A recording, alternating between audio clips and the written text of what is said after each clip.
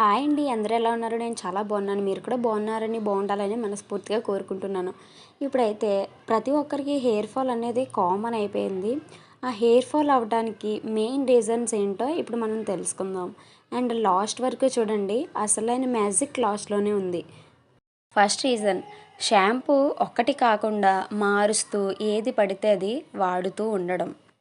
And second reason వచ్చేసి, shampoo hair నుండి సరిగ్గా వదలకుండా స్నానం చేయటం అనమాట. అంటే వాటర్తో సరిగ్గా క్లీన్ చేయకుండా షాంపూ ఇంకా హెయిర్లోనే ఉండిపోయి, తెలుసు కదా ప్రతి దాంట్లోనూ కెమికల్స్ ఉంటాయి. అలాగే ఆ షాంపూ హెయిర్కి పట్టేసి హెయిర్ ఫాల్ అవుతూ ఉంటుంది.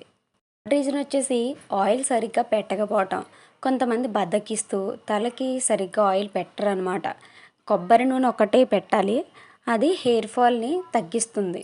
కొబ్బరి నూనె అనేది న్యాచురల్ కాబట్టి హెయిర్ ఫాల్ తగ్గిస్తుంది. కాబట్టి ఆయిల్ కంపల్సరీ పెట్టాలి.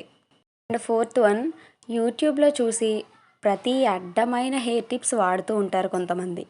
ఏంటంటే మన హెయిర్కి ఏదో ఒకటే పడుతుంది, కానీ యూట్యూబ్లో చూసి ఎవరు ఏది చెప్తే అది అన్నీ రాసేస్తుంటారు. ఇంకా తలకి ఏది పడితే అది రాసేస్తూ ఉంటారనమాట. వాళ్ళేదో జీన్స్ వల్ల, కొంతమందికి జీన్స్ వల్ల హెయిర్ లాంగ్గా ఉంటుంది. అది వాళ్ళు యూజ్ చేసుకొని యూ వీడియోస్ చేస్తూ ఉంటారు యూట్యూబ్లో.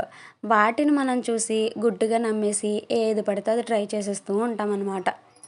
అండ్ నెక్స్ట్ వన్, ప్రతిరోజు తల దూవకుండా ఇగ్నోర్ చేస్తారు.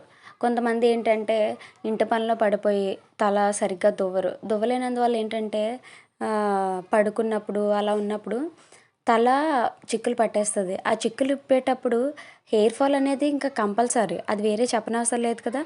మనకి ఎప్పుడైతే చిక్కులు ఉంటాయో చిక్కులు విప్పేటప్పుడు హెయిర్ ఫాల్ కంపల్సరీ అయిపోతుంది.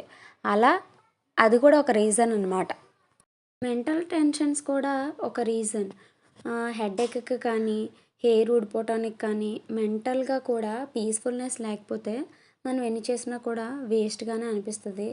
మన హెయిర్ స్ట్రాంగ్గా ఉండదన్నమాట, వీక్గా అయిపోతుంది. మనిషే వీక్ అయిపోతారు, అలానే హెయిర్ కూడా. అయితే ఇప్పుడు మీరు చెప్పండి, ఎన్ని రీజన్స్ చెప్పిన నాకు ఎందుకు హెయిర్ ఫాల్ అవుతుంది? కామెంట్స్లో తప్పకుండా చెప్పండి.